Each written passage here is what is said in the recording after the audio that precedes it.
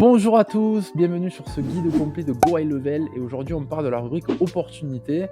Alors qu'est-ce que c'est? C'est un pipe drive intégré dans votre Go High Level. Donc ceux qui ne connaissent pas Pipe Drive, justement c'est la raison pour laquelle je fais ces vidéos. C'est pour vous expliquer chacun des menus de Go High Level. On va voir aujourd'hui ce menu là, le menu opportunité. Donc regardons ensemble à quoi ça ressemble. Donc ça ressemble à un endroit où on voit qu'il y a des colonnes, etc. Donc à quoi ça sert? Ça sert à ce que chaque fois que il se passe quelque chose dans votre tunnel à propos de vos prospects, au lieu d'avoir tous vos prospects dans la rubrique contact en mode vertical avec des filtres à appliquer pour savoir où c'est qu'ils en sont, etc.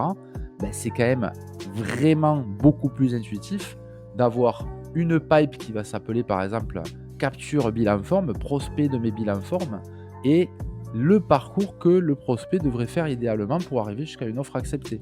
Voilà, c'est une façon de faire.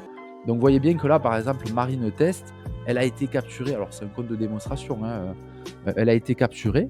Donc l'automation qui a été créée dans Go High Level a fait en sorte de créer une fiche contact ici, avec écrit Marine Test, avec écrit 900 € et hop, ça arrive dans la pipe prospect bilan forme offert.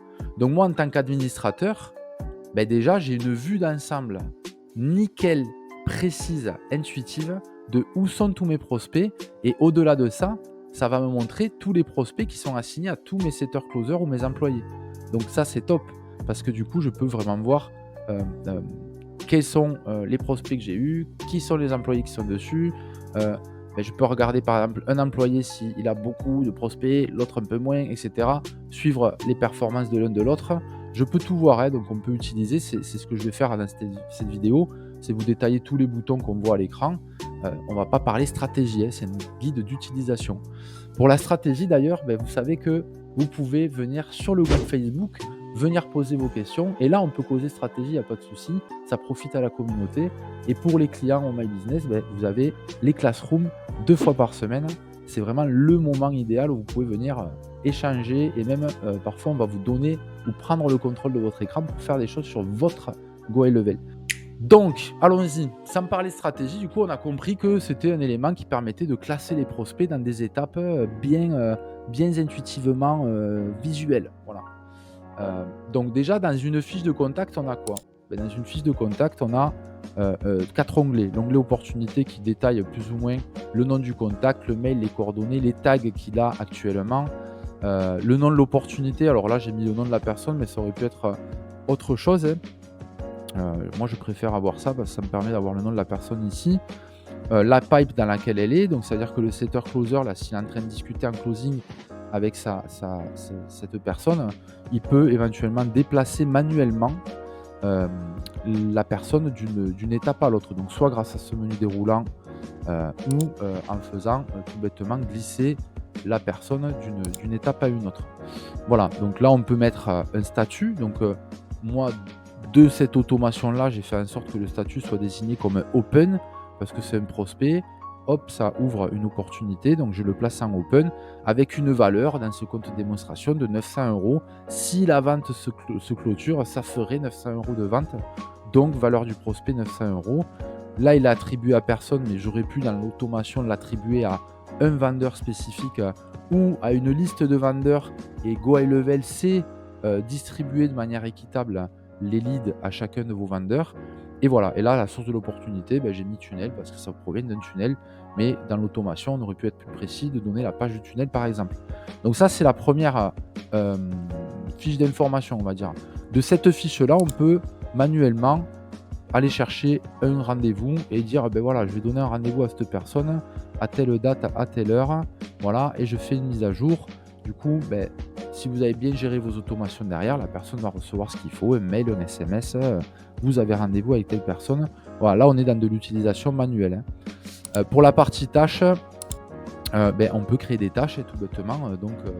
Pensez à faire le dossier, demander la carte d'identité, blablabla. Enfin, vous pouvez mettre tout ce que vous voulez ici.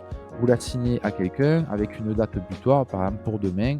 Create. Quand vous faites ça, ça va envoyer une push notification à votre employé. En tout cas, là, si lui c'est un employé, ou à la personne qui a été assignée pour lui dire: «Hop, tu as cette tâche à faire» et le lendemain ou le jour de la date butoir, petit rappel en push notification. Donc voilà, c'est vraiment génial. On peut gérer ça d'ici et la partie notes, c'est pour saisir des notes. Alors là, ça va être des notes plutôt, du genre, «Ouais, ce client il est super cool» ou «Ce client on peut lui faire ci» ou «Ce client on peut lui faire ça». Ce sont des notes internes qui vont rester dans la fiche contact et ça, c'est quand on est en équipe, c'est vraiment très important, parce que la discussion que vous avez avec votre prospect au téléphone ou par mail ou par SMS, beh, c'est quand même bien d'en retirer quelques notes, de caractère, de personnalité et cetera, ou de manière dont on doit aborder la personne ou dont on ne doit pas aborder la personne, pour que, votre équipe puisse, être en adéquation avec ce prospect. Bon bref, voilà ce qu'on a dans, une fiche, hem, de, la partie opportunité. Ensuite, on voit qu'il y a des petites icônes là, donc les petites icônes finalement, c'est exactement ce que je viens de vous montrer, sauf que ça vous envoie directement vers l'un ou l'autre, Si je clique ici, ça vous envoie vers, hop, cette partie-là.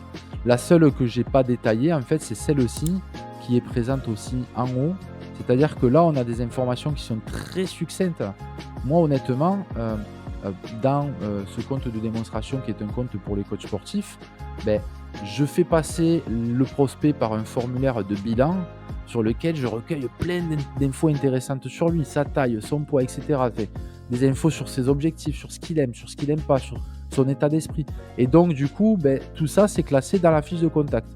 Donc, vous voyez bien que là, j'ai créé des sous-dossiers dans la fiche contact. Donc, ici, dans la partie opportunité, on n'a pas tout, on n'a que des infos de base.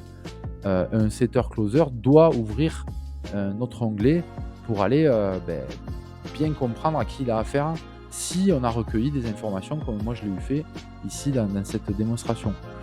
Voilà, donc finalement, ce lien-là, ça correspond à cette icône-là. Si je clique ici, ça va renvoyer exactement vers le même menu. Voilà, donc là, il y a une vidéo complète sur la partie contact, donc je ne vais pas refaire un speed sur la partie contact, mais voilà, c'est très très complet, donc allez la voir si vous avez des questions dessus. Donc qu'est-ce qu'on peut faire ensuite? Bon, vous pouvez, comme je l'ai dit, déplacer les éléments de l'un à l'autre. Stratégiquement, c'est quand même pertinent, par exemple en closing, de dire boum, j'ai gagné la vente, je fais mettre à jour, et une fois que j'ai fait ça, vous pouvez imaginer que, alors déjà, la vente va devenir verte, donc c'est quand même sympa visuellement, et vous pouvez imaginer que soit le closer, vous lui demandez de venir mettre la personne ici, dans offre acceptée, soit de manière automatique, quand on met one, dans les automations, vous pouvez dire à chaque fois qu'on met one et qu'on est dans la pipeline bilan forme offert, alors on déplace le client, le prospect qui est devenu client dans offre acceptée, et on y envoie un SMS de remerciement avec des instructions de ci, etc. C'est là où GoHighLevel fait tout son taf puissant et super pertinent. Voilà, donc je vais finir cette vidéo avec les quelques éléments qu'on a en fait. On peut chercher ici une opportunité en mettant un nom, par exemple. Voilà, hop, là j'ai Jean qui apparaît. Si je mets Marine, hop, j'ai Marine qui va apparaître, elle est là. Voilà, ensuite je peux les classer par valeur de deal. Donc là il n'y en a que 5, mais imaginez, il y en a 100, 200, 500. C'est quand même bien d'avoir un système de classement. Donc on peut les classer par date d'ajout ou par date de valeur de deal. Ensuite, on a des filtres, qui nous permettent d'aller voir, est-ce que, par exemple, je veux voir que les opportunités qui ont été assignées à telle ou telle personne. Est-ce que je veux voir les opportunités qui sont ouvertes et pas celles qui sont gagnées ou perdues. Est-ce que je veux voir des opportunités qui sont dans une campagne spécifique. Est-ce que je veux voir des opportunités qui ont été créées les 7 derniers jours, ou au-delà justement en personnalisé, je peux dire moi je veux voir les opportunités qui ont été créées au mois de juin. Alors là il n'y en aura peut-être pas, puisque j'avais peut-être pas créé encore ce compte de démo. Si, apparemment. Donc au mois de juin, j'avais ces 3 personnes-là. Elles en sont où? Il y en a une qui est en lost, ok. L'autre, elle a même pas passé l'étape 1, je dois la relancer. C'est typiquement là où vous allez faire du retargeting semi-manuel automatique, parce que vous pouvez clairement appliquer vos filtres et voir rapidement combien de personnes vous avez dans une colonne. Et à ce moment-là, ces personnes-là, vous allez envoyer quelque chose derrière, faire en sorte que vous puissiez les retargeter ou les placer en lost. Ça, c'est vous qui voyez. Après, c'est de la stratégie et c'est pas le but de cette vidéo. Voilà, donc j'enlève les filtres. Qu'est-ce qu'on a d'autre comme menu? On a un petit menu qui nous permet de faire une exportation des contacts vers un CSV. On peut ajouter 2-3 infos. Alors non, même pas. Quand on fait ça, c'est plutôt ici. Là, ça vient. Par exemple, si je fais ça, on va. Là, ça a supprimé les tags. Vous voyez, on voit. Il y a encore le tag. J'ai pas vraiment compris à quoi ça servait de faire ça. Peut-être pour pas trop avoir de décor visuel. Mais en gros, bon. Peut-être que certains me diront en commentaire, moi j'ai pas compris l'utilité d'utiliser ces trucs-là. Bon, en tout cas, vous avez un menu d'export qui vous permet d'avoir un CSV. Du coup, le CSV, ben, il est propre. Vous avez les colonnes avec les informations de votre pipeline, hein, le contact name, le phone, l'email, etc. S'il a été gagné, perdu. Ça peut vous permettre de faire des actions spécifiques derrière. D'un logiciel à un autre, bien que dans Go High Level, en théorie, vous pouvez quasiment tout faire à l'intérieur de Go High Level.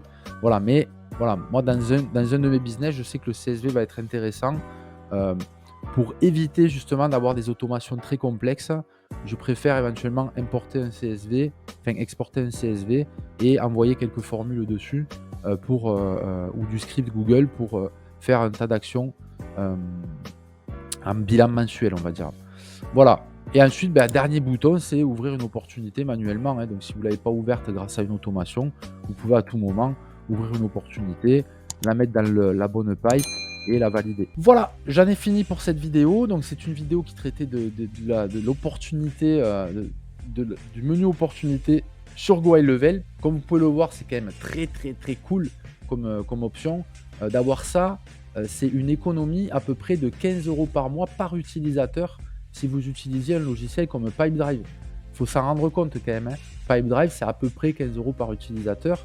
Si vous êtes une équipe de 5 personnes déjà, ça vous fait 75 € ou 65 €. 75 €, bon, un truc dans le genre. Voilà, d'économiser en fait, hein, puisque c'est inclus dans votre forfait. Ici, vous avez team illimité, pipeline illimité, etc. C'est quand même ouf. Et en plus, relié au système d'automation, aux tags, aux filtres qu'on peut faire, etc. Bon, voilà, on a de quoi bosser propre pour pas cher. Donc, utilisez ça, c'est très, très, très important. Voilà, donc je vous dis à plus tard pour les autres vidéos. Sur cette chaîne ou sur cette plateforme, vous trouverez toutes les vidéos de chaque menu. Et ceux qui sont clients profitent d'autres éléments plus pertinents, encore plus en profondeur et d'éléments stratégiques. À très bientôt!